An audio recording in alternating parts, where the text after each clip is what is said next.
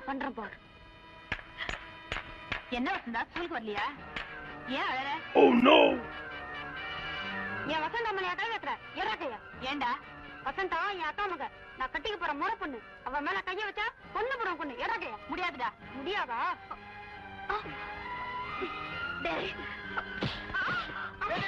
അങ്ങനെ പ്രായപൂർത്തിയാകും വരെ വിജയ് ബാലതാരമായി തുടർന്നു. പ്രായപൂർത്തിയായതും വിജയുടെ അച്ഛൻ ഡയറക്റ്റ് ചെയ്ത് അമ്മ പ്രൊഡ്യൂസ് ചെയ്തുകൊണ്ട് വിജയിനെ നായകനാക്കി ആദ്യത്തെ പടം പുറത്തിറങ്ങി. പടത്തിൻ്റെ പേരാണ് നാലയ തീർപ്പ്. പടം 8 നിലയിൽ പൊട്ടി. പക്ഷെ വിജയുടെ അച്ഛനും അമ്മയും വിജയനെ നായകനാക്കി പിന്നെയും പടം എടുത്തുകൊണ്ടേയിരുന്നു. എല്ലാ പടവും ഇതിൽ മുടക്ക് മുതൽ തിരിച്ചു പിടിച്ചു എന്ന് പറയാൻ പറ്റുന്ന ഏക പടം സിന്ദൂരപ്പാണ്ഡെ എന്ന് പറയുന്ന പടമാണ്. അതും വിജയകാന്ത് എന്ന സ്റ്റാറിൻ്റെ ഇൻഫ്ലുവൻസ് കൊണ്ട് മാത്രം.